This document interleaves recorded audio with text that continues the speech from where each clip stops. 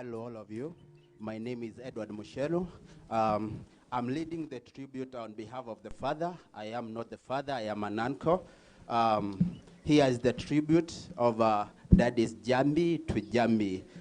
Dear Jahmby, my daughter, the time has come for me to atone for my acts of omission or commission on your final journey from this world. It has been one of the most difficult episodes in my life, and especially for your close family. Your mom, sisters, aunties, uncles, colleagues in the media, and friends in and out of the country. The large following you were able to marshal on social media was a testament to your ability as an influential personality. Your sudden and unexpected death cut short your very bright and promising career at a time you had already entered the political arena.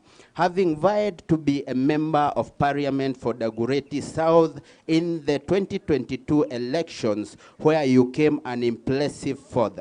My tribute to you will be on my contribution in your life, confession of my acts of omission, all commission and forgiveness. Stella Wamboi Kanogo, your mom and I were living in Liluta Satellite when we started our friendship. And you were conceived in 1985. She gave birth to you on January 24th, 1986. At the time, I was working at the Ministry of Foreign Affairs.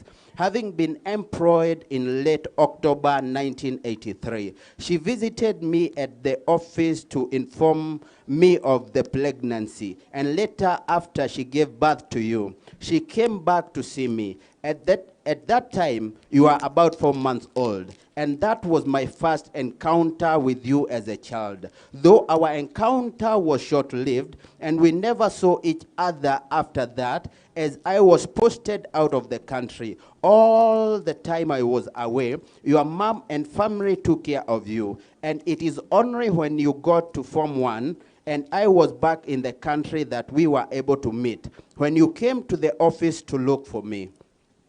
You were then at Ngala Girls and came in school uniform. When I saw you, I saw myself. And when we spoke at length about your education, you later went to Alia Girls, then McKinney School, where you did your O-levels. Thereafter, you joined St. Christopher's for A-levels. And then we agreed you joined Desta University for your undergraduate degree, and where you graduated with a degree in mass communications. We took a very beautiful photo on your graduation day, which I shall always treasure. I thereafter got you a job at the Kenya Broadcasting Corporation. From the time I accepted you as my daughter, I never stopped paying for your education and supporting you in other ways. And I remember after the graduation ceremony, which I attended in 2008, you told me that you are grateful that I had been by your side in your educational journey. I would also support you from different parts of the world in many ways, especially when I was in London and Nigeria. You later told me you wanted to do postgraduate studies in international relations at the United States International University, and I did not hesitate to pay for your studies. Later, you joined Alliance Francaise to study French, and I remember on one occasion, you told me there was a trip to France, and I paid for you. The following year, you went again to France. As you told me, you loved the country very much. You told me for you had bought lots of presents for your family and friends. That is Baba Jahmby's tribute to Njambi. Oh, sorry. As far as our relationship were concerned, we had good and bad times. When times were good, we will go shopping and have lunches at some of the restaurants in town, and you enjoyed the encounters thoroughly. I really miss the good times we shared together. When times were bad, we would go for days and months without talking, for which I blame myself and will always do so, as I have lost the opportunity to mend fences with you. This will always weigh heavy on my heart. I take comfort from the message you sent me on Sunday, June 2nd, 2024, after I came to see you, in which you stated as follows. Hi, Dad.